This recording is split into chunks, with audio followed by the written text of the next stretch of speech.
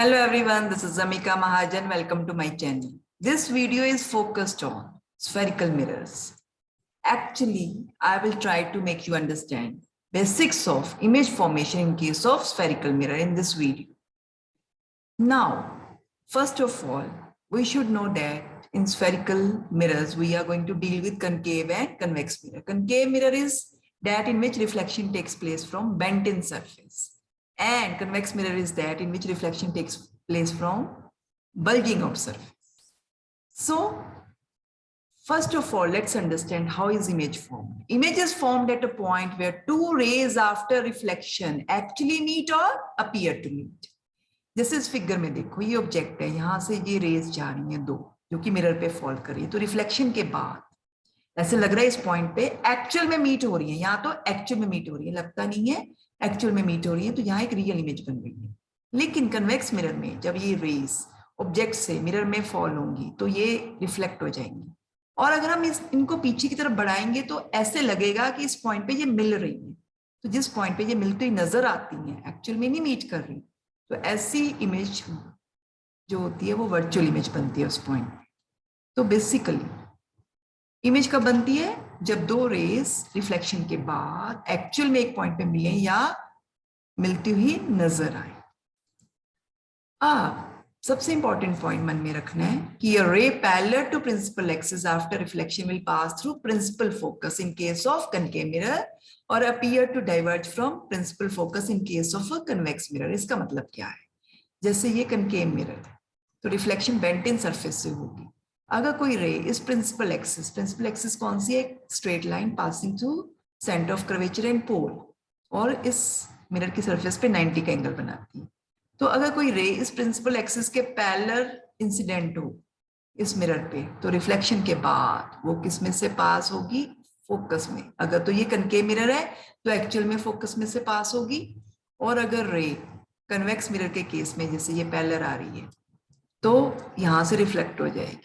तो अगर मैं इसको पीछे की तरफ बढ़ाऊंगी तो ऐसे लगेगा ये फोकस में से पास हो रही है, एक्चुअल में नहीं हो रही, लगती है। तो इस तरह से कोई रे अगर प्रिंसिपल एक्सिस के पैरेलल इंसिडेंट हो मिरर पे, स्फेरिकल मिरर पे, तो वो या तो एक्चुअल से फोकस में से पास होगी या आफ्टर रिफ्लेक्शन फोकस में से पास होती हुई नजर आएगी। सेकेंड रूल है a ray passing through principal focus of a concave mirror or a ray which is directed towards the principal focus of a convex mirror after reflection will emerge parallel to the principal axis। इसका मतलब क्या है? जैसे यहाँ देखिए, कोई रे इस ऑब्जेक्ट से, मान लो कोई रे गई, कहाँ से निकली? इस प्रिंसिपल फोकस में से पास करती हुई इस मिरर के ऊपर इंसिडेंट हुई, तो रिफ्लेक्शन के बाद इस सरफेस से रिफ्लेक्ट होके ये पैरेलल टू प्रिंसिपल एक्सिस बाहर आई।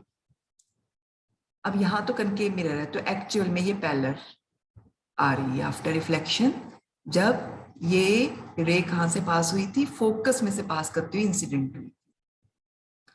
अब इस केस में अगर कोई रे फोकस में से पास होती हुई नजर आ रही है जब इंसिडेंट हो रही है इसके ऊपर, अब यहां से ये जो रिफ्लेक्ट होगी ना, ये पैरेलल टू प्रिंसिपल एक्सिस आएगी।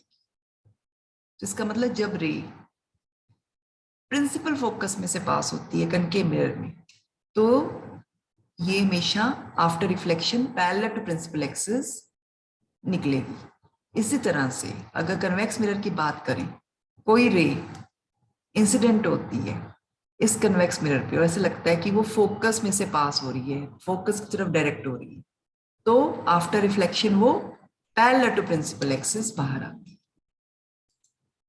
Now third important point, a ray passing through center of curvature of a concave mirror or directed in the direction of center of curvature of a convex mirror after reflection is reflected back along the same path। इसका मतलब क्या है कि कोई रे, अगर ये कोई ऑब्जेक्ट है, यहां से कोई रे सेंटर ऑफ कर्वेचर में से पास करती हुई मिरर पे फॉल करे, तो रिफ्लेक्शन के बाद इसी रास्ते से बाहर वापस आएगी।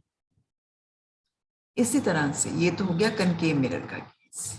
अगर मैं कन्वेक्स मिरर हूं, कोई रे ऐसे लग रहा है कि सेंटर ऑफ कर्वेचर पे डायरेक्ट हो रही है।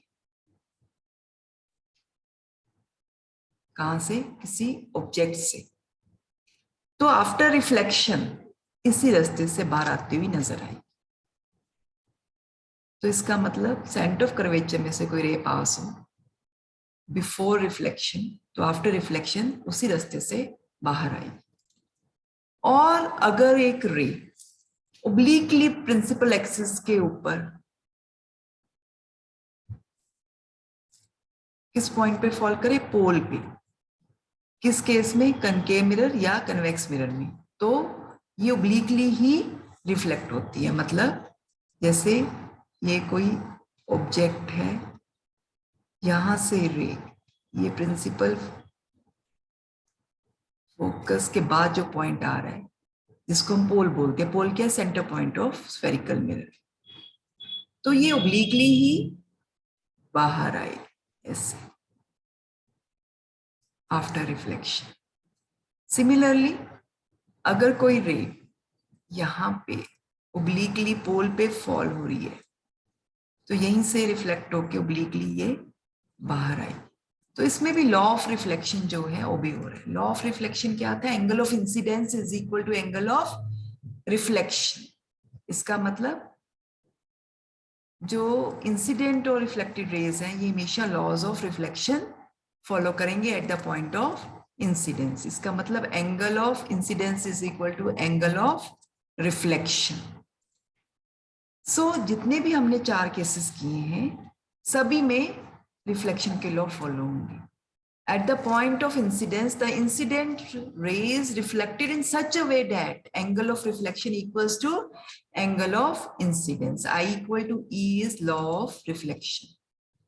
अब जो हमने 4 केसेस किए थे उनमें से कोई 2 केस ले लो। उनमें जो 2 रिफ्लेक्टेड रेज होंगी उनका जो इंटरसेक्शन होगा क्या बताएगा? Position of image of the object. क्योंकि इमेज बनती ही कब है? जब 2 rays after reflection from mirror actually meet or appear to meet at a point. Thanks for watching this video. Like, share, subscribe my channel.